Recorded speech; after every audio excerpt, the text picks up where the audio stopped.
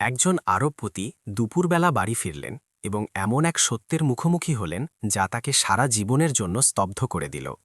কেউ ভাবেনি যে স্বাভাবিকের চেয়ে একটু আগে বাড়ি আসার কারণে গুলমোহর স্টেটেল এক শক্তিশালী ব্যবসায়ী বিক্রম খান্নার জীবনে এমন এক মুহূর্ত আসবে যা তার পুরো পৃথিবীকে ওলটপালট করে দেবে। তার গাড়ি গেটের সামনে থামল যখন সূর্য তখনও আকাশের ঠিক মাঝখানে ছিল। দুপুর 11টা বাজছিল। সাধারণত এই সময়ে তিনি তার অফিসে বসে কার্যে সই করতেন বা বোর্ড মিটিংয়ে ব্যস্ত থাকত, কিন্তু আজ তিনি ক্লান্তি অনুভব করছিলেন, এমন এক ক্লান্তি যার কোনো স্পষ্ট কারণ ছিল না। এটি কাজের কারণে ছিল না, বরং এটি সেই চিরচেনা একাকিত্ব ছিল যা তাকে বহু বছর ধরে ঘিরে রেখেছিল। তিনি কোনো অভ্যর্থনা ছাড়াই বাড়ির ভেতরে প্রবেশ করলেন। কেউ জিজ্ঞেস করল না যে তিনি দুপুরের খাবার খেয়েছেন কিনা। সেই বিশাল প্রাসাদটি ঠিক তেমনই শান্ত ছিল যেমনটা সবসময় থাকত, এতটাই শান্ত যে মেঝেতে তার জুতোর শব্দ পরিষ্কার শোনা যাচ্ছিল। তিনি নিজের কোট খুললেন এবং ব্যাগটি ডাইনিং রুমের পাশের টেবিলে রাখলেন। প্রথমে তার ভেতরে যাওয়ার কোনো ইচ্ছে ছিল না, এটি কেবল পাশ দিয়ে যাওয়ার সময় উকি দেওয়ার একটি অভ্যাস ছিল। কিন্তু তারপরেই তিনি থমকে গেলেন। খাবারের ঘ্রাণ আসছিল, এই বাড়িতে এক অদ্ভুত ঘ্রাণ। এটি কোনো দামি বিদেশি খাবার ছিল না, না ছিল গ্রিল করা মাংস বা ওয়াইনের গন্ধ। এটি তাজা ভাতের সুগন্ধ ছিল, হলুদ দেওয়া সাধারণ খিচুড়ি বা হলুদ চালের গন্ধ, যা খুব সাধারণ ভারতীয় বাড়িতে তৈরি হয়। সেই গন্ধ তাকে থামতে বাধ্য করল। তিনি আরও এক পা এগোলেন এবং তারপরে সেখানেই পাথরের মতো দাঁড়িয়ে থাকলেন। সেই বিশাল ডাইনিং রুমের মাঝখানে, যেখানে গত 5 বছরে কখনো ভালো করে পারিবারিক ভোজন হয়নি, সেখানে একটি লম্বা গাঢ় রঙের কাঠের টেবিল ছিল। তাতে মেহমানদের জন্য ব্যবহৃত দামি রূপোর বাসন ছিল না, বরং কেবল কিছু সাধারণ স্টিলের থালা ছিল। টেবিলের মাঝখানে হলুদ ভাতের একটি পাত্র ছিল যেখান থেকে ধোঁয়া বেরোচ্ছিল, এবং তার চারপাশে 4টি শিশু বসেছিল। 4 জন ছোট ছেলে, বয়স প্রায় 4 থেকে 5 বছর। তারা সেই চেয়ারগুলোতে গুছিয়ে বসেছিল যা আসলে বড়দের জন্য তৈরি হয়েছিল। 4 জন একে অপরের সাথে এতটাই মিল ছিল যে তাদের দেখে যে কেউ চমকে যাবে। কালো চুল, উজ্জ্বল চোখ এবং চেহারায় হয়তো কোনো পার্থক্যই ছিল না। মনে হচ্ছিল যেন কেউ একই ছাঁচ ব্যবহার করে ওই 4 জনকে তৈরি করেছে। বিক্রমের মনে হলো তার হৃদস্পন্দন বেড়ে গিয়েছে। ওই শিশুদের পাশে অনন্যা নামের এক তরুণী পরিচারিকা দাঁড়িয়েছিল। সে ঝুঁকে ভাত বাড়ছিল এবং খুব সাবধানে প্রতিটি শিশুর থালায় সমান অংশ দিচ্ছিল। তার নড়াচড়া ধীর ছিল, যেন তার ভয় ছিল যে কোথাও সামান্যতম পার্থক্য হলে কোনো শিশুর সাথে অন্যায় হয়ে যাবে। ধীরে ধীরে খাও বাচ্চারা, সে নিচু কিন্তু মিষ্টি স্বরে বলল, আজ সবার জন্য পর্যাপ্ত খাবার আছে। একটি শিশু উপরে তাকিয়ে হাসল। সেই হাসি এতটাই নিষ্পাপ ছিল যে তা দেখার পর হৃদয়ে ব্যথার উদ্রেক হবে। বিক্রম সেখানেই দাঁড়িয়ে থাকলেন, কিছু বললেন না। এই জন্য নয় যে তার বলার কিছু ছিল না, বরং এই জন্য কারণ তার গলা হঠাৎ ভার হয়ে গিয়েছিল।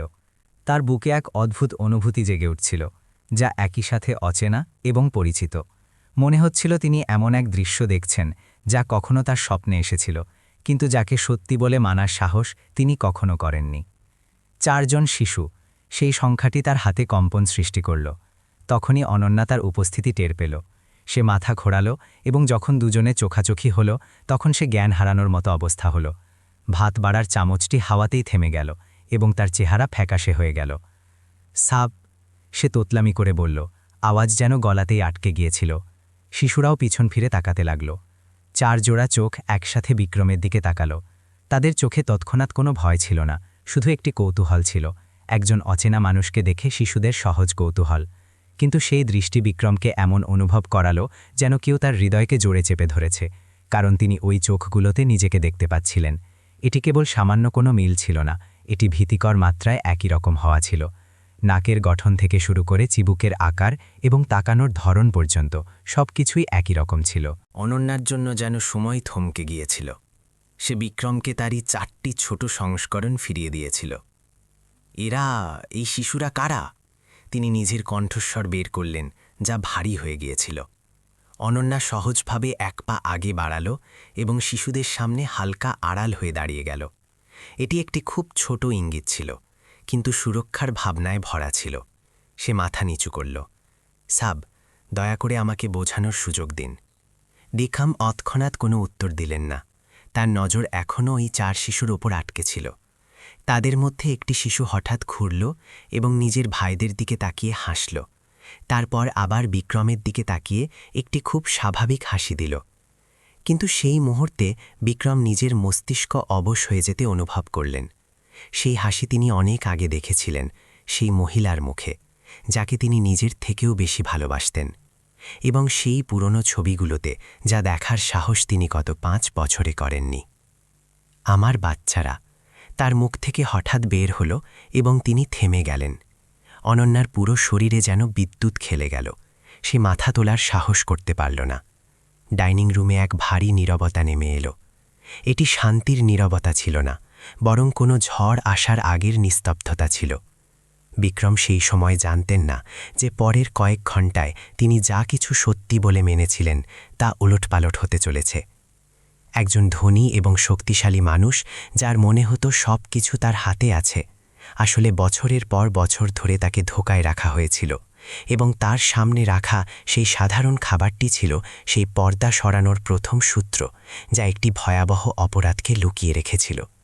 কিন্তু এই মুহূর্তে তিনি কেবল ওই 4 শিশুকে খাবার খেতে দেখছিলেন, এবং অনেক বছর পর তার মনে হল যে তার হৃদয় আর খালি নেই, বরং পুরোপুরি অস্থির। ডাইনিং রুমে পাথরের মতো দাঁড়িয়ে থাকার পর বিক্রম তৎক্ষণাৎ কিছু বললেন না। তিনি এক পা পিছিয়ে গেলেন। মনে হলো তার শ্বাস নেওয়ার জন্য আরও জায়গার প্রয়োজন ছিল। সেই অনুভূতি এতটাই আকস্মিক এবং এতটাই সত্য ছিল যে তার বিশ্বাস হচ্ছিল না তিনি বাস্তবে আছেন নাকি নেই। তিনি নিজের জীবনে প্রতিটি জিনিস নিয়ন্ত্রণ করতে অভ্যস্ত ছিলেন, মানসিক চাপ এবং বড় ব্যবসায়িক চুক্তি সামলাতে অভ্যস্ত ছিলেন। কিন্তু এই অনুভূতি আলাদা ছিল। এটি ভয় ছিল না, না ছিল রাগ। এটি এমন ছিল যেন কেউ সেই দরজাটি খুলে দিয়েছে যা তিনি নিজে অনেক আগে বন্ধ করে দিয়েছিলেন। তিনি জানালার দিকে ঘুরলেন, যেখান দিয়ে দুপুরের রোদ কাঁচের ওপার থেকে আসছিল। তার মাথায় পুরনো স্মৃতি কোনো সতর্ক বার্তা ছাড়াই ভেসে উঠতে লাগল। 5 বছর আগেও এমনই এক রৌদ্রোজ্জ্বল দুপুর ছিল। তিনি 4টি ছোট কফিনের সামনে দাঁড়িয়েছিলেন, যা একে অপরের পাশে রাখা ছিল। তাকে শিশুদের মুখ দেখতে দেওয়া হয়নি। তাকে বলা হয়েছিল যে শিশুরা সময়ের আগে জন্মেছে, তাদের শরীর খুব দুর্বল ছিল এবং তাদের দেখা ঠিক হবে না। তার মা রাজেশ্বরী দেবী তার পাশে দাঁড়িয়েছিলেন এবং তার কাঁধে হাত রেখে শান্ত কিন্তু দৃঢ় স্বরে বলছিলেন যে এটাই সবচেয়ে ভালো। একবারের কষ্ট সহ্য করে নেওয়া সারা জীবনের ট্রমার চেয়ে ভালো। সেই সময় তিনি বিশ্বাস করেছিলেন। তার সন্দেহ করার মতো শক্তি বেঁচে ছিল না।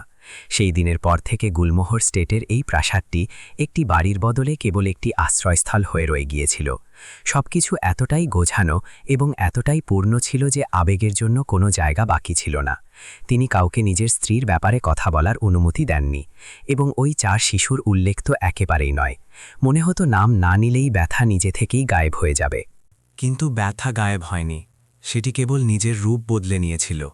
সেটি রাতের ঘুম হারাম করা অস্থিরতা হয়ে গিয়েছিল, যখন তিনি নিজের অফিসে একা বসে জানালার বাইরে অন্ধকার দেখতেন।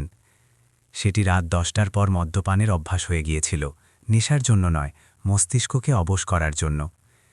সেটি কর্মচারীদের ওপর অহেতুক রাগ এবং তারপর দীর্ঘ সময় ধরে থাকা একাকিত্ব হয়ে গিয়েছিল। অনন্যা তার জীবনে অনেক পরে এসেছিল, যখন তিনি এ ব্যাপারে তোয়াক্কাম হরতেন না যে বাড়িতে কে আসছে আর কে যাচ্ছে। সে পুরনো ম্যানেজারের মাধ্যমে চাকরির জন্য আবেদন করেছিল। রোগাপাতলা শরীর, নিচু স্বর এবং সবসময় নতদৃষ্টি। বিক্রমে শুধু এতটুকুই মনে ছিল যে তিনি কিছু না জিজ্ঞেস করেই তাকে কাজে রাখার জন্য মাথা নেড়েছিলেন। তার জন্য পরিচারিকা বাড়ির আসবাবপত্র বা দেয়ালের মতোই বাড়ির একটি অংশ ছিল। আর হয়তো সেই কারণেই তার বিন্দুমাত্র আন্দাজ ছিল না যে গত কয়েক মাস ধরে তার নিজের প্রাসাদের এক গোপন কোণে অন্য এক গল্প চলছিল। তিনি আবার অনন্যার দিকে ফিরলেন। সে এখনও সেখানেই দাঁড়িয়েছিল, নিজের শাড়ির আঁচল শক্ত করে ধরে এবং মাথা নিচু করে। 4 শিশু খাবার বন্ধ করে দিয়েছিল। হয়তো তারাও সেই উত্তপ্ত পরিবেশ অনুভব করতে পেরেছিল। একটি শিশু ধীরে ধীরে অনন্যার হাত টেনে কিছু ফিসফিস করে বলল, এরা এখানে কবে থেকে আছে? তিনি নিচু এবং গম্ভীর স্বরে জিজ্ঞেস করলেন। অনন্যা থুথু গিলল। জি সাব, অনেক সময় হয়ে গিয়েছে। অনেক সময়? তিনি পুনরাবৃত্তি করলেন। কত সময়? অনন্যা তৎক্ষণাৎ উত্তর দিল না। সে যেন প্রতিটি শব্দ মেপে দেখছিল। জি, প্রায় 6 মাস। বিক্রম মুহূর্তের জন্য নিজের চোখ বন্ধ করলেন। 6 মাস? তার নিজের বাড়িতে 6 মাস ধরে এইসব হচ্ছিল এবং তিনি টেরও পাননি। 6 মাস ধরে 4 শিশু এখানে থাকছিল, খাবার খাচ্ছিল, ঘুমোচ্ছিল এবং সেই হাওয়া কাশ্মীর ছিল যেখানে তিনিও নিচ্ছিলেন। কিন্তু তবুও তারা একটি পুরোপুরি আলাদা দুনিয়ার অংশ ছিল। আর এই শিশুরা কারা, তিনি পরের প্রশ্নটি করলেন। অনন্যা নিজের হাত আরও শক্ত করে চেপে ধরল, তার কণ্ঠস্বর কাঁপছিল। জি, এরা আমার আত্মীয়। এটি একটি খুব কাঁচা মিথ্যে ছিল। বিক্রম এটি তৎক্ষণাৎ ধরে ফেললেন। এই জন্য নয় যে তিনি মানুষকে মিথ্যে বলতে দেখে ধরায় পারদর্শী ছিলেন, বরং এই জন্য কারণ তিনি নিজেও অনেক লম্বা সময় ধরে নিজের সাথে মিথ্যে বলছিলেন। তিনি ডাইনিং টেবিলের কাছে এলেন। তার এবং ওই 4 শিশুর মধ্যে এখন মাত্র কয়েক পাজরাত্ম ছিল। তিনি মন দিয়ে দেখলেন, ওই শিশুরা যে শার্ট পরেছিল সেগুলো নতুন ছিল না। তাদের সেলাই কাঁচা ছিল, কিন্তু সেগুলো মজবুত ছিল, যেন এমন কেউ তৈরি করেছে যার কাছে সামর্থ্য কম, কিন্তু যে খুব সতর্ক। শার্টের কাপড় খুব চেনা লাগছিল, অনেক বেশি চেনা। ওগুলো বিক্রমেরই পুরনো শার্ট ছিল। তিনি তৎক্ষণাৎ চিনে ফেললেন। একজনের কলার ঘষা ছিল, অন্যটিতে কালির দাগ ছিল, যা তিনি ডাস্টবিনে ফেলে দিয়েছিলেন। সেগুলো কেটে শিশুদের জন্য শার্ট বানানো হয়েছিল। তার শরীরে এক শীতল ঢেউ খেলে গেল। অনন্যা। তিনি প্রথমবার তার নাম স্পষ্টভাবে ডাকলেন। সে চমকে গেল। জি সাব, তুমি আমার জামাকাপড় এই শিশুদের পরার জন্য দিয়েছ? অনন্যা মাথা তুলল। তার চোখে ভয়ের এক ঝলক ছিল, কিন্তু তারপরে সেখানে এক দৃঢ় সংকল্পের মতো কিছু দেখা গেল। জি সাব, আপনি ওই কাপড়গুলো ফেলে দিয়েছিলেন, আমি শুধু সেগুলোর ব্যবহার করেছি। বিক্রম কিছু বললেন না। তিনি ঝুঁকলেন এবং তার সবচেয়ে কাছে বসে থাকা একটি শিশুর চোখের দিকে তাকালেন। শিশুটি নজর সরাল না। সে বিক্রমকে খুব মন দিয়ে দেখছিল, যেন এই চেহারাটি মনে রাখার চেষ্টা করছে। তারপর হঠাৎ সে হাসল। আপনি তো ফটোওয়ালা বাবার মতো দেখতে, সে খুব স্বাভাবিক স্বরে বলল। বিক্রমের হৃৎস্পন্দন যেন থেমে গেল। কোন বাবা? তিনি প্রায় ফিসফিস করে জিজ্ঞেস করলেন। শিশুটি অনুমতির জন্য অনন্যার দিকে তাকাল। অনন্যা ধীরে ধীরে মাথা নাড়ল, কিন্তু তখন অনেক দেরি হয়ে গিয়েছিল। ওই বাবা যে ফটোতে আছে, মা আমাদের সব সময় দেখায়। মা বলে বাবা খুব ব্যস্ত থাকে, কিন্তু বাবা আমাদের খুব ভালোবাসে। ঘর থেকে যেন সব হাওয়া গায়েব হয়ে গিয়েছিল। বিক্রম সোজা হয়ে দাঁড়িয়ে গেলেন। তার মুষ্টি এতটাই শক্ত ছিল যে আঙুলের কাঠ সাদা হয়ে গিয়েছিল। তার মাথায় সবকিছু একসাথে জুড়তে লাগল খুব দ্রুত। গত কয়েক বছরের সেই একাকিত্ব, সেই অযৌক্তিক কথাগুলো এখন হঠাৎ এক আকার নিচ্ছিল। তিনি অনন্যার দিকে ফিরলেন। তার কণ্ঠস্বর নিচু হয়ে গেল। এখন তাতে রাগ নয়, বরং অন্য কিছু বিপজ্জনক ছিল। তুমি কি জানো তুমি কি বলছ? অনন্যা তার দিকে তাকাল। এইবার সে মাথা নিচু করেনি। তার চোখ দিয়ে নীরবে জল বইতে শুরু করেছিল, কিন্তু তার দৃষ্টি খুব স্থির ছিল। জি সাব, আমি জানি। এবং সেই মুহূর্তেই বিক্রম খান্না বুঝতে পারলেন যে সেই শান্ত এবং খালি জীবন যা তিনি মেনে নিয়েছিলেন, আসলে তা ছিল এক অনেক বড় ট্র্যাজেডির উপরিভাগ মাত্র। এমন এক ট্র্যাজেডি যেখানে তিনি এই মাত্র পা রেখেছেন এবং যেখান থেকে ফিরে যাওয়ার কোনো পথ ছিল না। সেই ঘরে ওই কথার পর কেউ কিছু বলল না। সময় যেন দীর্ঘ হয়ে চলল। প্রতিটি পার হওয়া মুহূর্ত এতটাই ভারী ছিল যে বিক্রম খান্না নিজের কানে নিজের হৃৎস্পন্দন শুনতে পাচ্ছিলেন। তিনি চিৎকার করলেন না, না তার রাগ এলো, এবং না তিনি সেই সময় আর কোনো প্রশ্ন করলেন। তার এক অংশ সচেতন থাকার চেষ্টা করছিল, তো অন্য অংশ ভেতর থেকে ভেঙে যাচ্ছিল। তিনি চেয়ার টেনে ওই 4 শিশুর সামনে বসে পড়লেন। তার এই পদক্ষেপ অনন্যাকে চমকে দিল। সে কখনো ভাবেনি যে তিনি এমনটা করবেন।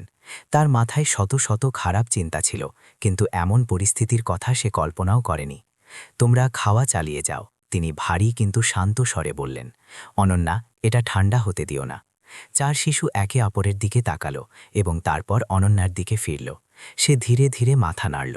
তারা আবার খেতে লাগল, কিন্তু এখন আগের মতো স্বাভাবিকতা ছিল না। একটি শিশু নিজের থালা থেকে খুব ধীরে ধীরে চামচ তুলছিল, যেন তার ভয় ছিল যে একটি ছোট শব্দও সবকিছু শেষ করে দেবে। বিক্রম এক একটি শিশুকে খুঁটিয়ে দেখছিলেন। তাদের বসার কায়দা, চামচ ধরার ধরন, এমনকি খাবার পর মুখ মোছার জন্য হাতের বাজু ব্যবহার করার তাদের অভ্যেস। এই ছোটখাটো ব্যাপারগুলো হয়তো তার খেয়াল করা উচিত ছিল না, কিন্তু তিনি নজর সরাতে পারছিলেন না।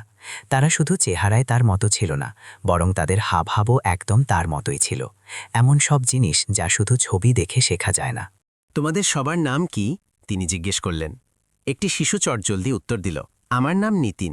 দ্বিতীয়জন বলল, আমার পীয়ূষ। তৃতীয়জন যোগ করল, আমার লক্ষ্য। এবং সবচেয়ে ছোটজন নিচু স্বরে বলল, আমার অঙ্কিত। এই 4টে সাধারণ নাম মিলে এক সুন্দর প্রার্থনার মতো লাগছিল। বিক্রমের মনে হলো তার গলা আবার ভার হয়ে গিয়েছে। তিনি অনন্যার দিকে তাকালেন। জি, সে মাথা নিচু করে বলল। তার ঠোঁট কাঁপছিল। আমি এই নামগুলো রেখেছিলাম কারণ আমার মনে হয়েছিল যদি এই শিশুরা বেঁচে থাকে তবে অন্তত এদের ভালো নামে ডাকা উচিত। তিনি কিছু বললেন না, শুধু টেবিলের মাঝখানে রাখা ভাতের পাত্রটি দেখলেন। ভাতের হলুদ রং, ভালো করে সেদ্ধ করা, কিন্তু তাতে সেই জেল্লা ছিল না যা এই প্রাসাদের রান্নাঘরে ব্যবহৃত সেরা বাসমতি চালে থাকে। এগুলো কোন চাল? তিনি পাত্রটি ছুঁয়ে জিজ্ঞেস করলেন। অনন্যা ইতস্তত করল। জি সাব, এগুলো সাধারণ চাল। আমি এগুলোতে একটু হলুদ দিয়ে দিয়েছিলাম যাতে বাচ্চাদের মনে হয় এটি কিছু বিশেষ এবং সুস্বাদু খাবার। তাদের এমন কেন অনুভব করাতে হতো? তিনি খুব ধীরে জিজ্ঞেস করলেন। এই প্রশ্নটি অনন্যার ধৈর্যের বাঁধ ভেঙে দিল এবং তার চোখের জল অবাধে বইতে শুরু করল। সে দীর্ঘশ্বাস নিল এবং সাফস সঞ্চয় করল। কারণ যদি তারা জানতে পারত যে এগুলো সবচেয়ে সস্তা চাল, তবে তারা জিজ্ঞেস করত কেন এমন, আর আমার কাছে কোনো উত্তর থাকত না। বিক্রম চেয়ারের হেলান দিয়ে পিছনে ঝুঁকলেন। সেই মুহূর্তে তার নিজেকে খুব ছোট মনে হল। একজন মানুষ যে কোটি টাকার চুক্তিতে সই করতে পারত, সে নিজের বাড়িতে নিজের শিশুদের সস্তা চাল খাওয়া থেকে আটকাতে অক্ষম ছিল। তোমরা কোথায় থাকো? তিনি পরের প্রশ্নটি করলেন। অনন্যা চোখের জল মুছল। জি, বাড়ির পিছনের স্টোর রুমে। আমি ওটা পরিষ্কার করে নিয়েছিলাম। Store room? বিক্রম চোখ বন্ধ করলেন। তিনি ওই জায়গাটির ব্যাপারে জানতেন, যেখানে তিনি অনেক বছর ধরে যাননি। প্রাসাদের এক কোণ যার ব্যাপারে তিনি কখনো তোয়াক্কা করেননি। তুমি ওদের এখানে কবে নিয়ে এলে? যখন থেকে আমি ওদের বাঁচিয়ে এনেছি, সে উত্তর দিল। আমি ওদের বেশি বাইরে যেতে দিইনি, কারণ আমার ভয় ছিল যে লোকে প্রশ্ন করবে এবং পরিস্থিতি খারাপ হয়ে যাবে। তিনি চোখ খুললেন। তুমি ওদের কোথায় থেকে এনেছিলে? এই প্রশ্নটি কোনো ভারী পাথরের মতো পড়ল। অনন্যা অনেকক্ষণ চুপ করেছিল। সে শিশুদের দেখল এবং তারপর বিক্রমকে। তার চোখে এখন কোনো ভয় নেই, কেবল সত্য ছিল। পুরানো ফুলবাগান এলাকার পিছনের আবর্জনার স্তূপ থেকে, সে কাঁপানো গলায় বলল। সেদিন রাতে বৃষ্টি হচ্ছিল এবং আমি সেখান দিয়ে যাচ্ছিলাম যখন আমি কান্নার আওয়াজ শুনলাম। বিক্রমের পুরো শরীরে এক শিহরণ অনুভূত হল। 4 জন শিশুকে একটি বড় কার্টুনে ফেলে রাখা হয়েছিল। তাদের পা প্লাস্টিকের দড়ি দিয়ে আলগা করে বাঁধা ছিল। হয়তো তারা চেয়েছিল বাচ্চারা যেন পালিয়ে যেতে না পারে, কিন্তু দড়ি পুরোপুরি শক্ত করে বাঁধাও ছিল না, যেন তারা দ্বিধাগ্রস্ত ছিল। তখনই একটি শিশু মাথা তুলল এবং নিষ্পাপভাবে বলল, মা, আজ কি আপনি এই গল্পটা আগে শোনাননি? অনন্যা ধীরে ধীরে মাথা নাড়ল। হ্যাঁ, শুনিয়েছি। মা, আপনি মন খারাপ করবেন না, শিশুটি বলল এবং আবার খেতে লাগল, যেন ওটা তার কাছে কেবল একটি পুরনো স্মৃতি। বিক্রমের শ্বাস যেন আটকে গিয়েছিল। তার নজর টেবিলের ওপর রাখা শিশুর নরম হাতের ওপর পড়ল এবং তখনই তিনি ওটা দেখলেন, কবজির কাছে একটি হালকা জন্মচিহ্ন। তার হৃদয়ে এক তীব্র যন্ত্রণা উঠল। তিনি ছটকা দিয়ে উঠে দাঁড়ালেন এবং কাছে এলেন। আমাকে তোমার হাত দেখাও, তিনি ভারী গলায় বললেন। শিশুটি বুঝতে পারল না, কিন্তু সে হাত বাড়িয়ে দিল। লাইটের আলোতে সেই চিহ্ন একদম পরিষ্কার ছিল। বিক্রম পিছিয়ে গেলেন, যেন কেউ তার বুকে আঘাত করেছে। ওই চিহ্ন একদম তেমনই ছিল যেমনটা তার নিজের জন্মচিহ্ন। একটি জিনগত পরিচয়, যার ব্যাপারে ডাক্তার বলেছিলেন যে এটি খুব কম পরিবারে দেখা যায়। তিনি স্বাভাবিকভাবেই বাকি 3 শিশুর হাত দেখলেন। অনন্যা ইশারা বুঝে তাদের জামার হাতা উপরে তুলে দিল। 4টে ছোট কবজি, 4টে একই রকম চিহ্ন। সেই মুহূর্তে তার সব সন্দেহ এক চিৎকার করা সত্য হয়ে গেল, যা তিনি আর অস্বীকার করতে পারতেন না। তিনি ওই বিলাসবহুল ডাইনিং রুমে 4 শিশু এবং হলুদ ভাতের পাত্রের সামনে দাঁড়িয়েছিলেন এবং প্রথমবার তিনি অনুভব করলেন যে সত্যের কারণে দম বন্ধ হওয়ার অনুভূতি কেমন হয়। বিক্রম খান্না তৎক্ষণাৎ আবার বসলেন না। তিনি ওই 4টে কবজি দেখতে থাকলেন। তিনি ঘুরে ঘরের ওয়াশবেসিনে অনেকক্ষণ ধরে মুখ ধুলেন। ঠান্ডা জলও তার মস্তিষ্কের গরম কমাতে পারছিল না। বছর কয়েক আগের সেই 4টে কফিনের ছবি তার সামনে ভেসে এলো। সেই সময় তিনি ওগুলো দেখার সাহস করেননি। এই জন্য নয় যে তিনি কারো পরামর্শ মেনেছিলেন, বরং এই জন্য কারণ তিনি ভয় পেতেন, সত্যের মুখোমুখি হতে ভয় পেতেন। তিনি 5 বছর ধরে পালাতে ছিলেন। তিনি ফিরে তাকালেন। অনন্যা শিশুদের পাশে দাঁড়িয়েছিল। তুমি কি জানতে এরা কারা? তিনি ধীর কিন্তু ওজনদার শব্দে জিজ্ঞেস করলেন। অনন্যা দীর্ঘশ্বাস নিল। জি, শুরুতে আমি জানতাম না। আমি শুধু জানতাম যে যদি আমি এদের না নিয়ে যেতাম তবে এরা মরে যেত। তারপর যেমন যেমন এরা বড় হলো, আমার এদের চেহারা খুব চেনা মনে হতে লাগল। কিন্তু আমি বেশি দূরের কিছু ভাবিনি। আমি শুধু জানতাম যে কেউ ইচ্ছাকৃতভাবে এদের ফেলে দিয়েছে। বিক্রম চেয়ারে বসে পড়লেন।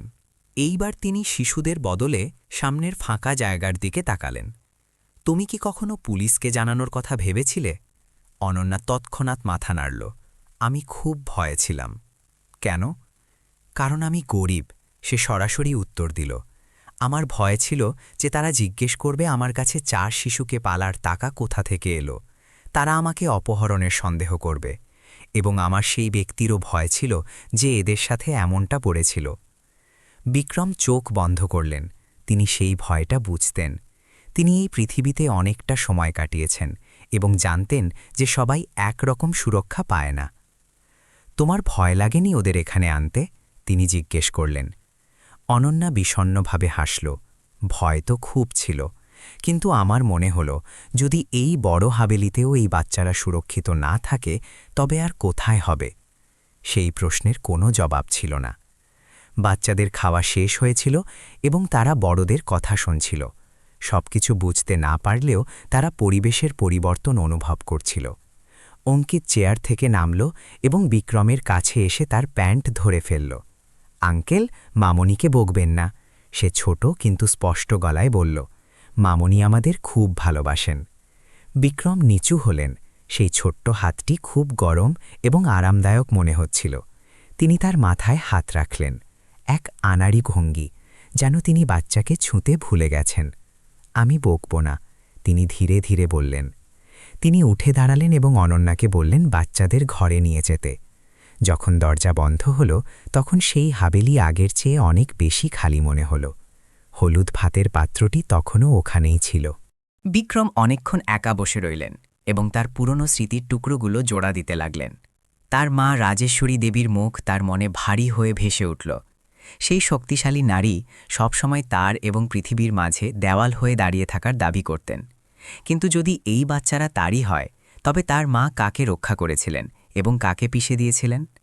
তিনি উঠলেন এবং বাড়ির শেষ প্রান্তে থাকা ছোট প্রার্থনা কক্ষে গেলেন, যেখানে তার স্ত্রীর ছবি রাখা ছিল। তিনি সেই ছবির সামনে অনেকক্ষণ দাঁড়িয়ে রইলেন। যদি তুমি বেঁচে থাকতে তবে আমাকে কি বলতে? তিনি ফিসফিস করে জিজ্ঞেস করলেন। তিনি নিজের ফোন বের করলেন এবং একটি নম্বর ডায়াল করলেন। হ্যালো, তিনি দৃঢ় কণ্ঠে বললেন, যত দ্রুত সম্ভব একটি ডিএনএ টেস্টের ব্যবস্থা করো এবং এটি পুরোপুরি গোপন রাখবে। ফোন রেখে তিনি চেয়ারে হেলান দিয়ে বসে পড়লেন। বাইরে দুপুরের রোদ ঝলমল করছিল, যেন কিছুই হয়নি। কিন্তু বিক্রম খান্নার জন্য এখন সব কিছু বদলে গিয়েছিল। তিনি এখন সেই সত্যের সামনে দাঁড়িয়েছিলেন যা তার তৈরি করা সব কিছু ধ্বংস করে দিতে পারত, অথবা তাকে সেই পরিবার ফিরিয়ে দিতে পারত যা তিনি অনেক আগেই হারিয়েছিলেন। সেই রাতে বিক্রম খান্না শুতে পারলেন না। এটি হাবেলির কোনো আওয়াজের কারণে নয়, বরং সেই নিস্তব্ধতার কারণে যা তাকে ঘিরে ধরেছিল। গুলমোহর স্টেটের সেই শান্তি যা বছরের পর বছর তার অভ্যেসে পরিণত হয়েছিল, আজ রাতে আগে কখনো এতটা ভারী মনে হয়নি। যখনই তিনি চোখ বন্ধ করছিলেন, সেই 4 জোড়া ছোট কুবজি এবং সেই একই রকম জন্মচিহ্নের ছবি ভেসে উঠছিল, যা এতটা স্পষ্ট ছিল যে তিনি সেই নিষ্পাপ বাচ্চাদের ত্বকের উষ্ণতা অনুভব করতে পারছিলেন। তিনি বিছানায় শুয়ে ছাদের দিকে তাকিয়ে রইলেন এবং স্মৃতির আবর্তে ডুবে যেতে লাগলেন। এমন অনেক ছোটখাটো বিষয় ছিল যা আগে তার কাছে স্বাভাবিক মনে হতো, কিন্তু এখন সেগুলো ভীতিজনকভাবে সন্দেহজনক মনে হচ্ছিল। অন্ত্যেষ্টিক্রিয়ার পরের সেই দিনগুলো, যখন সবকিছু এত দ্রুত ঘটেছিল, তার সামনে কাগজপত্র আনা হয়েছিল এবং তার স্বাক্ষর এমন সব জায়গায় ছিল যা তার মনেও নেই যে তিনি সেগুলো মন দিয়ে পড়েছিলেন। তার মা বলেছিলেন যে তিনি সবকিছু সামলে নিয়েছেন, বিক্রমের শুধু বিশ্রামের প্রয়োজন, এবং যদি তিনি সেই সময় সজ্ঞানে থাকতেন তবে পুরোপুরি ভেঙে পড়তেন। কারণ তিনি তার কথা মেনেছিলেন, কারণ তিনি তার উপর ভরসা করেছিলেন, কারণ নিজের জীবনের সবচেয়ে দুর্বল মুহূর্তে তার কাছে অবলম্বন বলতে কেবল ওই একজন মানুষই বেঁচেছিলেন। ভোর প্রায় 3টের সময় তিনি উঠে বসলেন। তিনি নিজের কোট পরে বারান্দায় এলেন।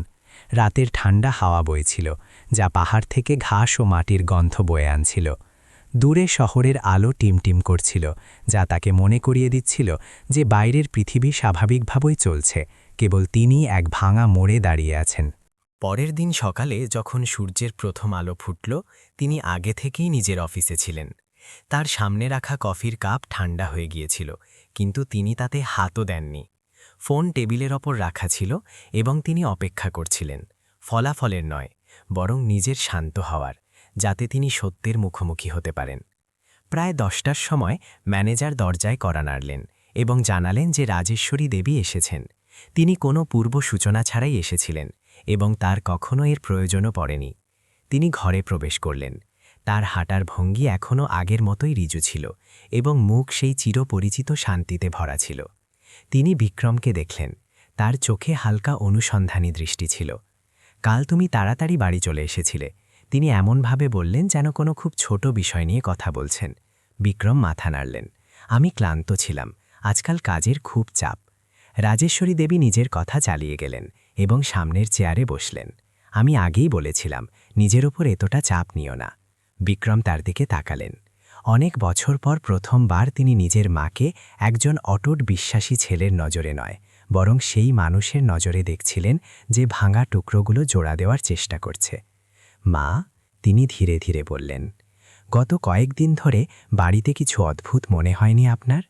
রাজেশ্বরী দেবী এক মুহূর্তের জন্য থামলেন, খুব অল্প সময়ের জন্য, কিন্তু বিক্রমের নজর এড়াতে পারলেন না। অদ্ভুত? কেমন অদ্ভুত? যেমন বাড়িতে কিছু নতুন লোক চলে এসেছে, বিক্রম বললেন।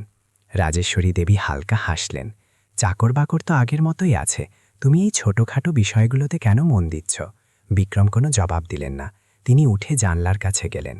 মা, আপনার কি 5 বছর আগের সেই দুপুরের কথা মনে আছে, যখন আপনি আমাকে হাসপাতালে কাগজে সই করাতে নিয়ে গিয়েছিলেন?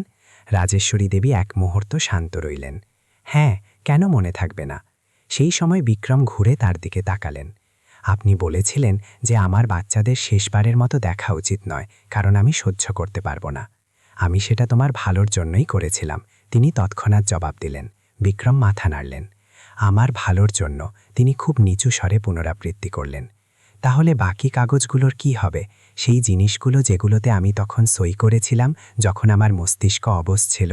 রাজেশ্বরী দেবীর দৃষ্টি শক্ত হয়ে গেল। তুমি কি বলতে চাও? বিক্রম তৎক্ষণাৎ কোনো জবাব দিলেন না। তিনি টেবিলের ড্রয়ার খুলে একটি পাতলা ফাইল বের করলেন। এটি ডিএনএ রিপোর্ট ছিল না, বরং তার নিজের সেই সব কাগজের প্রতিলিপি ছিল যা তিনি সেক্রেটারিকে দিয়ে পুরনো রেকর্ড থেকে বের করিয়েছিলেন। তিনি সেগুলো নিজের মায়ের সামনে রাখলেন। আমি শুধু এটা জানতে চাই, তিনি বললেন, সবকিছু কি সত্যিই তেমন ছিল যেমন আপনি বলেছিলেন? রাজেশ্বরী দেবী কাগজের স্তূপের দিকে দেখলেন এবং তারপর ওপরে বিক্রমের দিকে। সেই মুহূর্তে তার মুখের সেই পুরনো শান্তি সামান্য টলে গেল। বেশি নয়, কিন্তু বিক্রমের চিনে নেওয়ার জন্য যথেষ্ট ছিল। তুমি ক্লান্ত, তিনি ভারী গলায় বললেন। ক্লান্তির কারণে তুমি সন্দেহ করছো। আমার মনে হয় তোমার বিশ্রামের প্রয়োজন। বিক্রম তার সামনে বসে পড়লেন। আমি 5 বছর বিশ্রাম নিয়েছি মা, তিনি বললেন। আর সেই 5 বছরে কিছু বাচ্চা এই বাড়িতেই বড় হয়ে গেল। ঘরের হাওয়া যেন জমে গেল। তুমি কি বলছো? রাজেশ্বরী দেবী চেঁচিয়ে জিজ্ঞেস করলেন। বিক্রম তার দিকে সোজাসুজি তাকালেন। মা, আপনি জানেন আমি কি বলছি। রাজেশ্বরী দেবী ঝটকা দিয়ে দাঁড়িয়ে পড়লেন। তুমি ওই পরিচারিকার কথায় এসে এইসব ভেবেছ? সে কি বলেছে তোমাকে? তার কণ্ঠস্বর তীক্ষ্ণ এবং ঠান্ডা হয়ে গিয়েছিল, সেই আওয়াজ যা বিক্রম ছোটবেলা থেকে চিনতেন, যখনই জিনিসপত্র তার নিয়ন্ত্রণের বাইরে যেতে শুরু করত। কে বলেছে সেটা জরুরি নয়, বিক্রম জবাব দিলেন। জরুরি হলো এই যে আপনি কি জানতেন? দুজনে কাকে অপরের দিকে তাকালেন। এখন তাদের মধ্যে না ছিল নিরাপত্তার ভাব আর না ছিল বিশ্বাস, কেবল একটি টানটান সুতো ছিল যা সামান্য জোরেই ছিঁড়ে যেতে পারত। তখনই বাইরে করিডোর থেকে বাচ্চাদের পায়ের হালকা শব্দ শোনা গেল। হয়তো অনন্যা তাদের নিয়ে সেখান দিয়ে যাচ্ছিল, পুরোপুরি চেষ্টা করছিল যাতে কোনো শব্দ না হয়। কিন্তু বিক্রমের জন্য সেই আওয়াজ একটি মনে করিয়ে দেওয়ার ঘণ্টার মতো ছিল। সত্য খুব কাছে ছিল, এতটাই কাছে যে এই ঘরে কেউ এখন একে এড়িয়ে যাওয়ার নাটক করতে পারত না।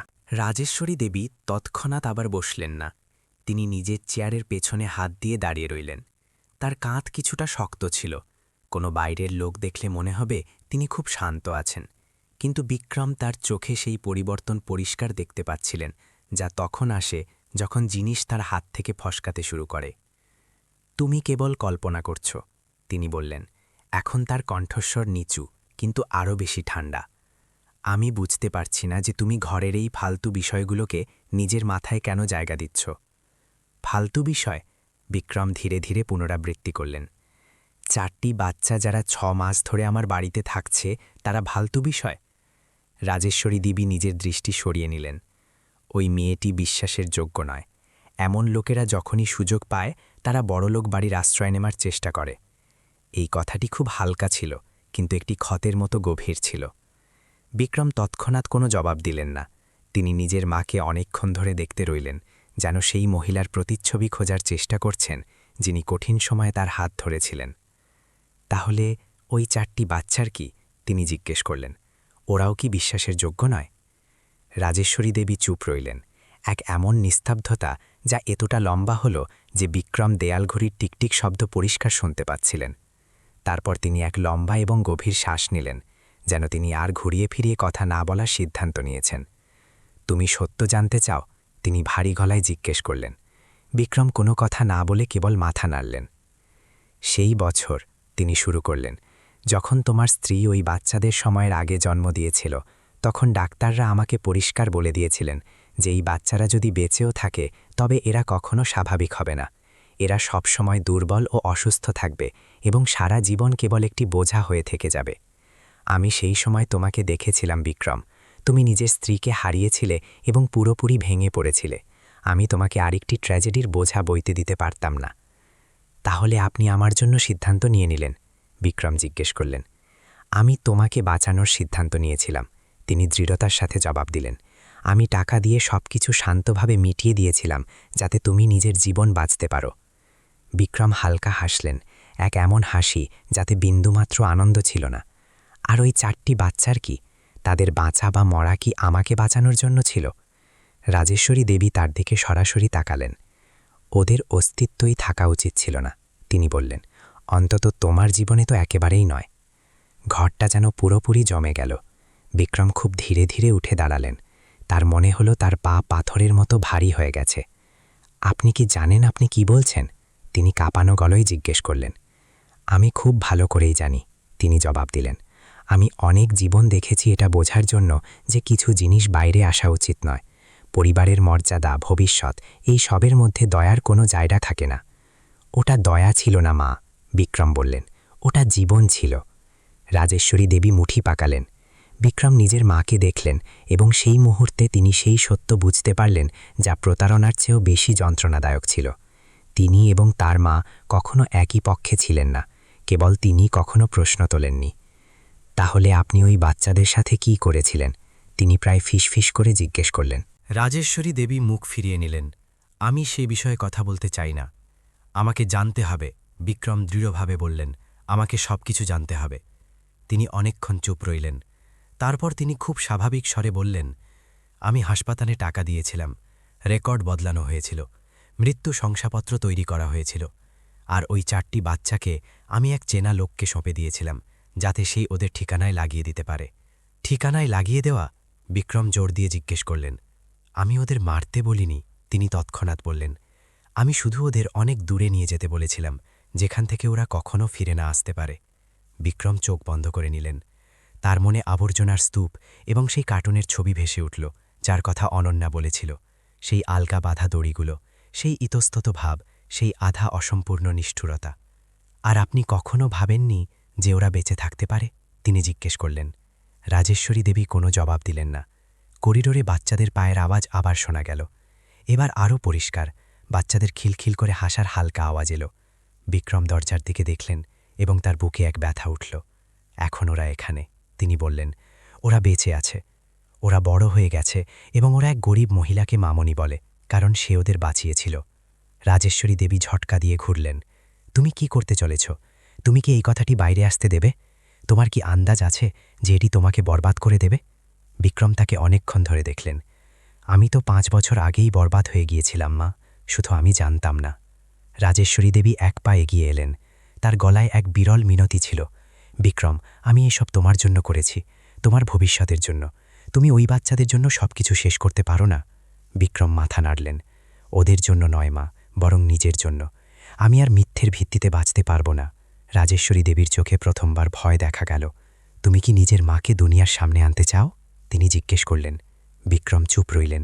সেই প্রশ্নের তৎক্ষণাৎ জবাব দেওয়ার প্রয়োজন ছিল না, কিন্তু সেই নিস্তব্ধতায় রাজেশ্বরী দেবী সব বুঝে গেলেন। তিনি ঘুরলেন এবং দরজার দিকে এগিয়ে গেলেন। মা, আপনি বাড়ি যান, আমার কিছুটা সময় প্রয়োজন। রাজেশ্বরী দেবী পেছনে দাঁড়িয়ে রইলেন।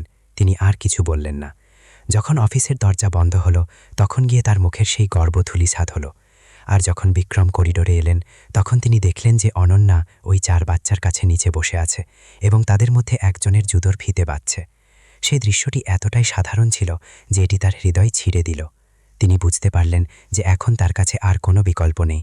সত্য সামনে চলে এসেছে এবং এর দাম যাই হোক না কেন তাকে এর মুখোমুখি হতেই হতো। সেই রাতে বিক্রম খান্না ঘুমালেন না। এটি হাভেলির আওয়াজের কারণে নয়, বরং সেই শান্তির কারণে, যা আগের তুলনায় একেবারেই আলাদা ছিল। আগে এই শান্তি খালি এবং নিষ্প্রাণ ছিল, কিন্তু এখন এতে 4টি ছোট শ্বাস সামিল ছিল। পাশ ফেরার হালকা আওয়াজ ছিল, সেই জীবনের ধ্বনি যা 5 বছর ধরে এই বাড়িতে ছিল না। তিনি পরিচারিকার ঘরের দরজায় দাঁড়িয়ে রইলেন, যেখানে অনন্যা এবং 4 বাচ্চা ঘুমাচ্ছিল। দরজা সামান্য খোলা ছিল এবং ভেতর থেকে নাইট ল্যাম্পের হালকা হলুদ আলো মেঝেতে পড়ছিল। তিনি ভেতরে গেলেন না, শুধু দাঁড়িয়ে দেখতে রইলেন, যেন কোনো নাজুক স্বপ্নকে ভাঙার হাত থেকে বাঁচাচ্ছেন। 4টি বাচ্চা ছোট বিছানায় একে অপরের সাথে লেগে ঘুমাচ্ছিল।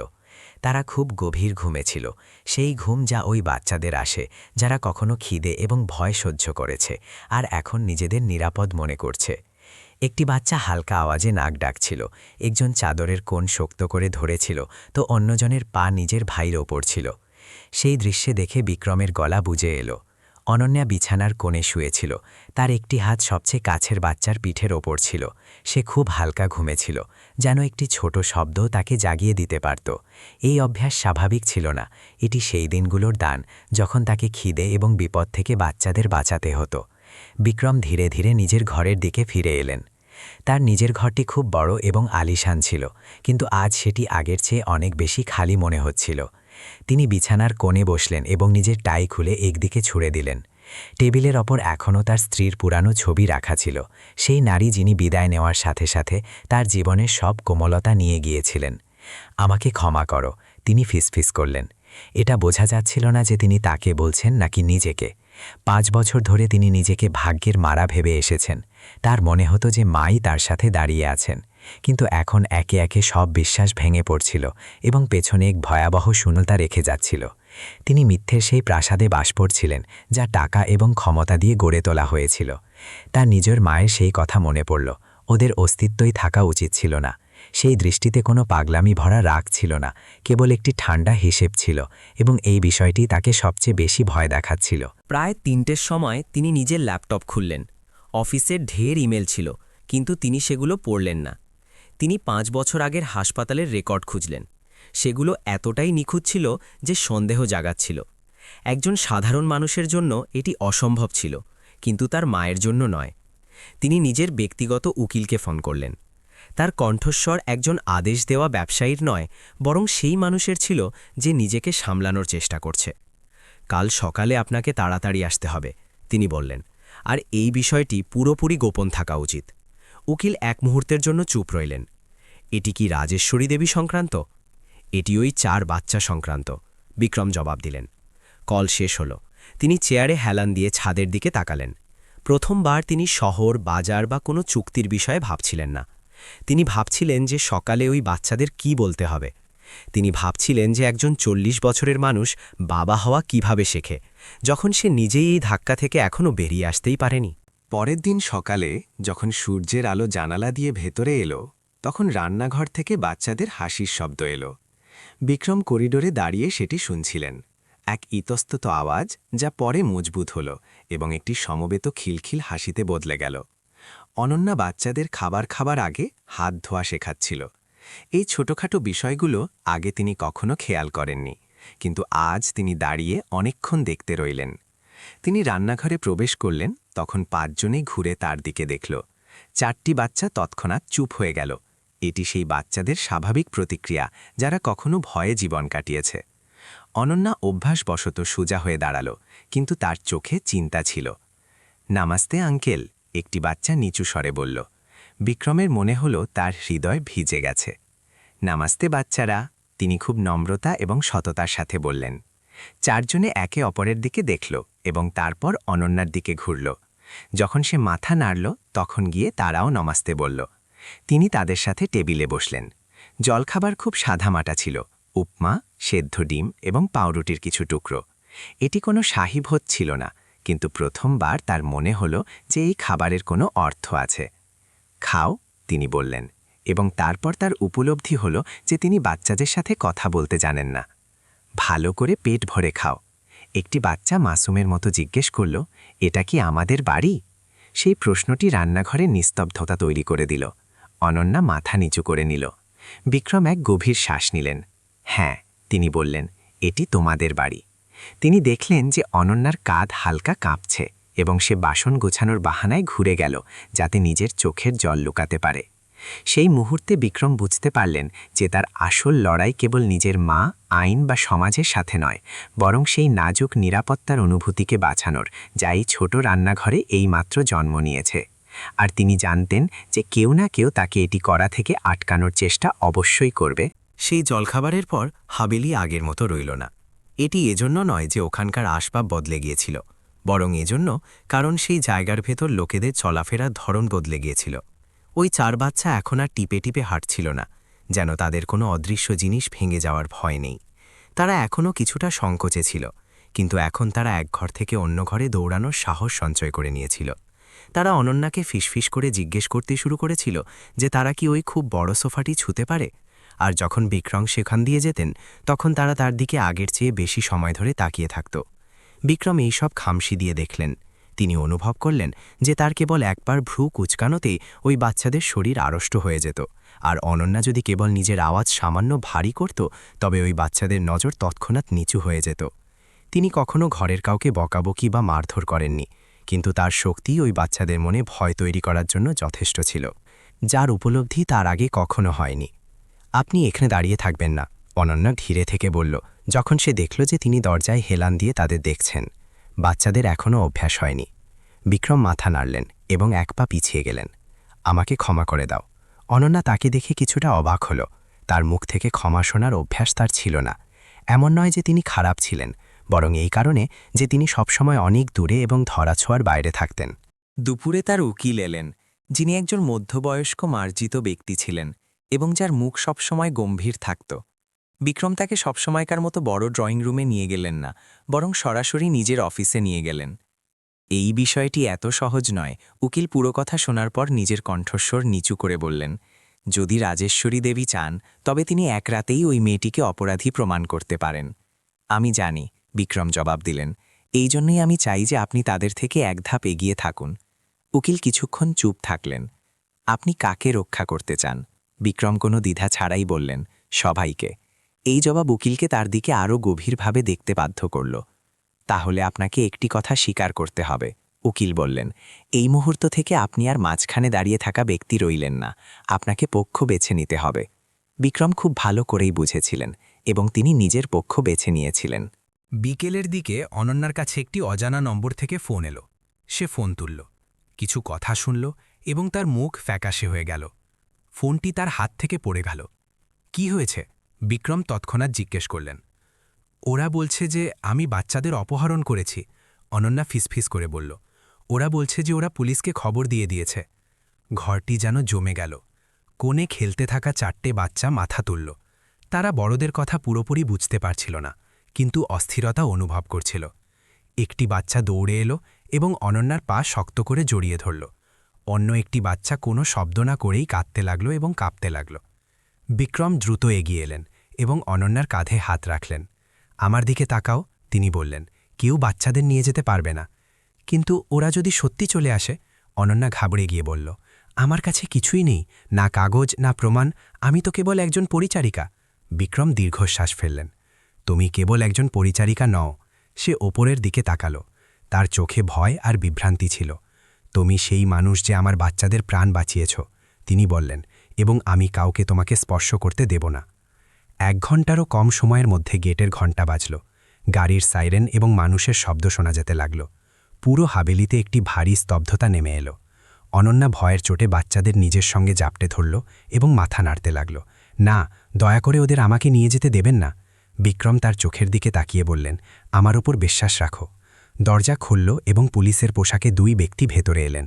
তাদের পেছনে এক মহিলা ছিলেন, যিনি খুব দামি পোশাক পরেছিলেন এবং যার নজর খুব তীক্ষ্ণ ছিল। রাজেশ্বরী দেবী, বিক্রম আগে বললেন। তার কণ্ঠস্বর এমন ছিল যেন তিনি নিজেরই ঘরে পা রাখছেন। আমি কেবল পরিবারের রক্ষা করতে চাই, আমার পরিবার এখানে আছে। বিক্রম অনন্যা এবং বাচ্চাদের সামনে ঢাল হয়ে দাঁড়িয়ে গেলেন। রাজেশ্বরী দেবী হাসলেন। তুমি এখনও এত জেদি। একজন পুলিশ অফিসার এগিয়ে এলেন। আমরা অনন্যার বিরুদ্ধে বাচ্চাদের অবৈধভাবে আটকে রাখার অভিযোগ পেয়েছি। অনন্যা কাঁপতে লাগল। একটি বাচ্চা জোরে জোরে কাঁদতে লাগল।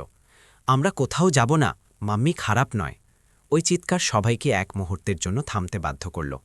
বিক্রম সেই কাগজগুলো বের করলেন যা তিনি তৈরি করে রেখেছিলেন। এটি ডিএনএ রিপোর্ট, তিনি বললেন, এবং এটি বাচ্চাদের অস্থায়ী অভিভাবকত্বের নিশ্চিতকরণপত্র।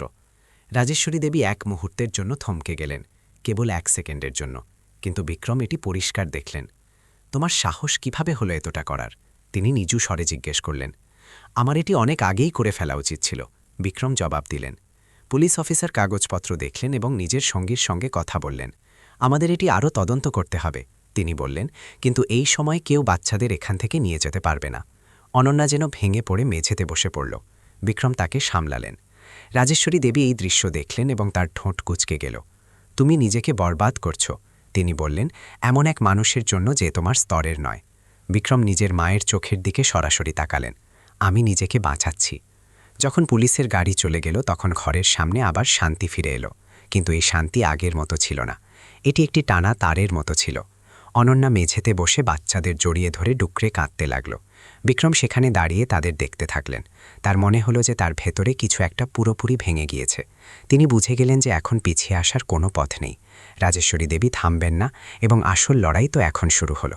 সেই রাতে গুলমোহর এস্টেটের হাভেলি সবসময়কার মতো আলোয় ঝলমল করছিল, কিন্তু কেউ উষ্ণতা অনুভব করছিল না। অনন্যা বাচ্চাদের নিয়ে নিচের ঘরে বসেছিল। তার সাহস হচ্ছিল না যে সে তাদের তখনই ঘুমানোর জন্য ওপরে নিয়ে যায়। তার অন্ধকার থেকে নয়, বরং সেই নিস্তব্ধতা থেকে ভয় করছিল, যা দুপুরের ঘটনার পর আরও ভয়াবহ হয়ে গিয়েছিল। তার জন্য এখন শান্তি আরাম ছিল না, বরং এমন এক শূন্যতা ছিল যার মধ্যে ভয় আবার ঢুকে পড়তে পারত। 4টে বাচ্চা একে অপরের সঙ্গে লেগে বসেছিল এবং বেশি কথা বলছিল না। সবথেকে বড় বাচ্চাটি বারবার দরজার দিকে তাকাচ্ছিল, যেন কারো ফিরে আসার এবং তাদের নিয়ে যাওয়ার অপেক্ষা করছিল। মাম্মি, একটি বাচ্চা অনন্যার কুর্তি ধরল এবং কাপা হাতে জিজ্ঞেস করল, ওই দাদি কি আবার আসবে? অনন্যা নিজের ঠোঁট কামড়াল। সে মিথ্যে বলতে চাইছিল না, কিন্তু সত্যিটাও বলতে পারছিল না। মাম্মি এখানে আছে, সে জবাব দিল। যতক্ষণ মাম্মি এখানে আছে তোমাদের ভয় পাওয়ার দরকার নেই। এই কথাটি সে যতটা বাচ্চাদের সান্ত্বনা দেওয়ার জন্য বলেছিল, ততটাই নিজেকে বোঝানোর জন্য। ওপরের তলায় বিক্রম নিজের অফিসে একা দাঁড়িয়েছিলেন। তার উকিল কিছুক্ষণ আগেই গিয়েছেন। টেবিলের ওপর কাগজের স্তূপ ছিল, ডিএনএ টেস্ট, কল রেকর্ডস এবং হাসপাতালের পুরনো ফাইল। প্রতিটি কাগজ সেই সত্যের একটি টুকরো ছিল যা 5 বছর আগে তাকে স্পর্শ করার পর্যন্ত অনুমতি ছিল না। তিনি নিজের মাথা ধরলেন। তার মস্তিষ্ক আগে কখনো এতটা ক্লান্ত হয়নি। এটি কাজের ক্লান্তি ছিল না, বরং দায়িত্বের বোঝা ছিল। নিজের জীবনে প্রথমবার তিনি সেই মানুষের কষ্ট বুঝতে পারছিলেন যাকে নিজের প্রাণের চেয়ে বেশি অন্যের প্রাণ রক্ষা করতে হয়। তখনই ফোন বাজল। স্ক্রিনে নাম দেখে তার হাত থমকে গেল। মা। তিনি ফোনটি 3 বার বাজতে দিলেন এবং তারপর কেটে দিলেন। 1 মিনিটের মধ্যে মেসেজ এলো, তোমার কি মনে হয় যে ওই কাগজগুলো তোমাকে বাঁচাতে পারবে? তিনি জবাব দিলেন না। দ্বিতীয় মেসেজ এলো, তুমি বিষয়গুলোকে অনেক দূরে টানছ। তিনি তবুও চুপ থাকলেন। তৃতীয়বার মেসেজ ছোট এবং সরাসরি ছিল, আমি তোমাকে কাল সকাল পর্যন্ত সময় দিচ্ছি। তিনি ফোনটি টেবিলের ওপর উল্টে রাখলেন। তার বুক ভারী ছিল, কিন্তু সেই ভারী ভাবটিতে একটি স্পষ্টতা ছিল। তিনি এখন আর ইতস্তত করার পাত্র ছিলেন না। মধ্যরাতের দিকে তিনি নিচে গেলেন। অনন্যা এখনও ঘুমায়নি। সে দেয়ালের সাথে হেলান দিয়ে বসেছিল। তার পিঠ ব্যথা করছিল, কিন্তু সে শোয়ার সাহস জোগাতে পারছিল না। তাকে দেখে সে অভ্যাসবশত দাঁড়িয়ে গেল। বসো, তিনি বললেন, দাঁড়ানোর দরকার নেই। অনন্যা ইতস্তত করল এবং তারপর বসে পড়ল। ওরা কি ফিরে আসবে? সে নিচু স্বরে জিজ্ঞেস করল। হ্যাঁ, তিনি সরাসরি জবাব দিলেন, অবশ্যই আসবে। সে নিজের মাথা নিচু করে নিল। তাহলে আমাকে কি করতে হবে? বিক্রম তাকে অনেকক্ষণ দেখলেন। এইবার একজন মালিকের নজরে নয়, বরং এমন এক মানুষের নজরে যিনি অন্য কারোর জীবনের সিদ্ধান্ত নিচ্ছেন। তুমি কি আমার উপর ভরসা করো? তিনি জিজ্ঞেস করলেন। অনন্যা উপরে তাকাল। তার চোখ ক্লান্ত ছিল, কিন্তু তাতে একটি দৃঢ়তা ছিল। যদি আমার আপনার উপর ভরসা না থাকত তবে আমি অনেক আগেই পালিয়ে যেতাম। বিক্রম মাথা নাড়লেন। ঠিক আছে, তাহলে এখন থেকে তুমি আমার কথা মানবে। তিনি তার সামনে বসে ধীরে ধীরে এবং পরিষ্কারভাবে বললেন, কাল সকালে ওরা আবার চাপ সৃষ্টি করবে। ওরা পুলিশ আনতে পারে, প্রেস আনতে পারে, বা আমার মায়ের লোক হতে পারে। তোমাকে কোনো কাগজে সই করতে হবে না, কারোর সাথে একা কথা বলতে হবে না, এবং আমাকে না জানিয়ে এই ঘর থেকে বাইরে যাওয়া যাবে না। অনন্যা ঢোক গিলল। যদি ওরা আমাকে জোর করে নিয়ে যাওয়ার চেষ্টা করে তবে? বিক্রম তার চোখের দিকে সরাসরি তাকিয়ে বললেন, ওদের আগে আমার উপর দিয়ে যেতে হবে। তখনই চারজনের মধ্যে একটি বাচ্চা জেগে গেল এবং উঠে বসল। আঙ্কেল, সে ঘুম জড়ানো গলায় জিজ্ঞেস করল, ওরা কি মাম্মিকে নিয়ে যাবে? ওই প্রশ্নটি দুই বড় মানুষকে চমকে দিল। বিক্রম হাঁটু গেড়ে ওই বাচ্চাটির সামনে বসে পড়লেন। না, তিনি দৃঢ়ভাবে বললেন, কেউ মাম্মিকে নিয়ে যাবে না। বাচ্চাটি তাকে কিছুক্ষণ দেখল, যেন এটি ঠিক করছে যে ভরসা করবে কিনা। তারপর সে মাথা নাড়ল এবং অনন্যার কোলে আবার লুকিয়ে পড়ল। ওই মুহূর্তে বিক্রম নিজের হৃদয়ে একটি চিনচিনে ব্যথা অনুভব করলেন। তিনি বুঝে গেলেন যে এখন যাই হোক না কেন, তিনি এই 4টে বাচ্চার জীবনের সাথে পুরোপুরি জড়িয়ে গিয়েছেন। রুমে ফিরে গিয়ে তিনি ঘুমালেন না। তিনি নিজের সিন্দুক খুললেন এবং একটি দ্বিতীয় ফাইল বের করলেন, যাকে তিনি বহু বছর ধরে স্পর্শ করেননি। সম্পত্তি হস্তান্তর এবং ওসিয়তের কাগজপত্র। তিনি সেগুলোর ওপর নিজের মায়ের নাম অনেকক্ষণ দেখলেন এবং তারপর ধীরে ধীরে সেটি কেটে দিলেন।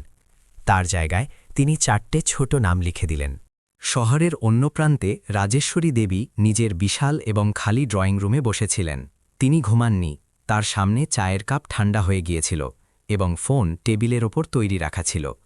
প্রেসের লোকেদের ফোন করো, তিনি নিজের অ্যাসিস্ট্যান্টকে বললেন। আমি চাই যে কাল সকালে এই গল্প বাইরে আসুক। কিন্তু সাহেবের কি হবে? অ্যাসিস্ট্যান্ট ইতস্তত করে জিজ্ঞেস করল। রাজেশ্বরী দেবী একটি ঠান্ডা হাসির সাথে বললেন, ও বুঝে যাবে যে নিজের মায়ের সাথে কেউ জিততে পারে না।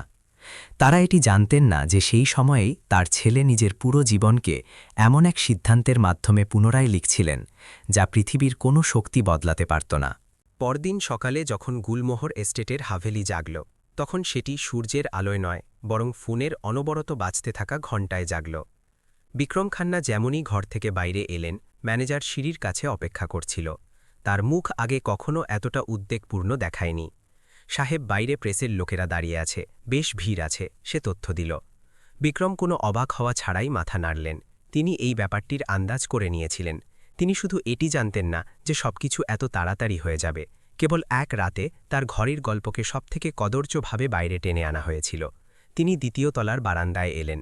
গেটের নিচে মিডিয়ার অনেক গাড়ি দাঁড়িয়েছিল এবং লোকেরা ক্যামেরা আর মাইক নিয়ে নিজেদের মধ্যে ফিসফিস করছিল।